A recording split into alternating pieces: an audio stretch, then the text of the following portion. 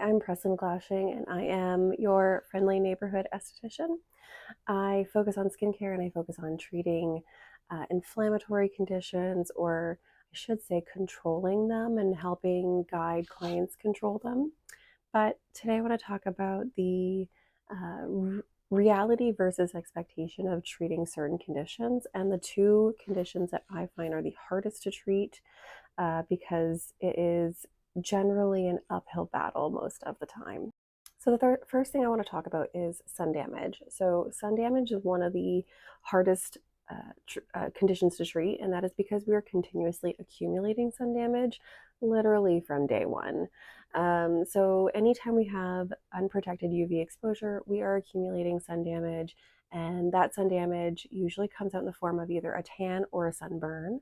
But what happens when we have both of those things triggered in our skin is the melanocytes. That's this little orange thing with a bunch of little arms. Melanocytes are responsible for producing our pigment in our skin. And anytime that we have a tan or a burn, we have a trigger in that melanocyte. Those little dots within those orange arms are the pigment, and they are being dispersed into the cells that are surrounding this melanocyte. And this is on the basal layer, so it's the lowest layer of the epidermis.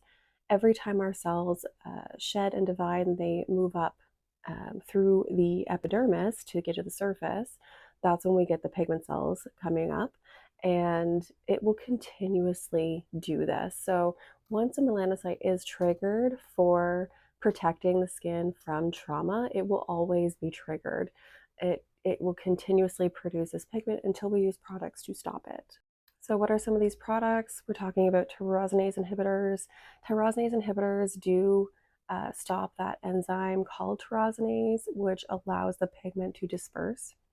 There are some ingredients as well that are pigment, almost like a pigment controller. Like it allows your cell to still produce pigment, but it holds it within those arms. It doesn't allow it to distribute.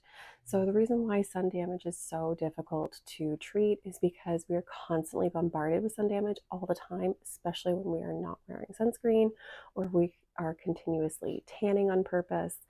Any treatment that we do will be immediately reversed by any UV exposure, and then we got to start fresh again.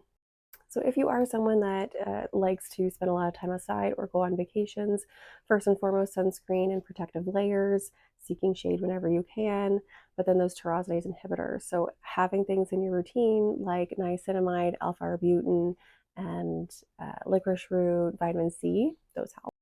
Other things that do help with sun damage are peels, AHAs, so mandelic acid, glycolic, lactic acid, as well as salicylic acid, because it does break apart that brick and mortar system that is between, the desmosomes that hold our skin cells together. It allows to break that apart just a little bit so that everything else can kind of dissolve away and the other acids can get in, as well as the tyrosinase inhibitors. Salicylic acid is not usually my first choice, though. I will stick to lactic or mandelic for their overall brightening effects. And other things would be retinol and lasers and certain treatments like that, depending on if your pigmentation is sun damage related or sun damage triggered melasma. So there's a difference there as well. The second skin condition that is the hardest to treat is aging related concerns.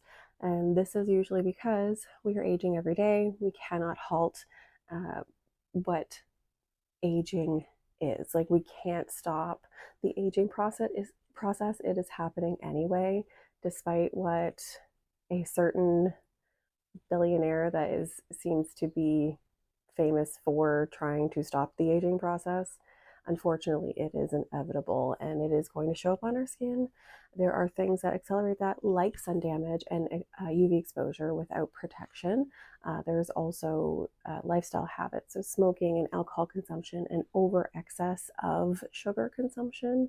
These things can break down the collagen in the skin over time and increase wrinkle production much sooner. So these things are preventable. Unfortunately, we would have to prevent right from the get-go. So we're talking sunscreen, all the time. We're talking exfoliation appropriately throughout our stages of life. So younger skin doesn't need to exfoliate nearly as much as someone in their 40s and 50s.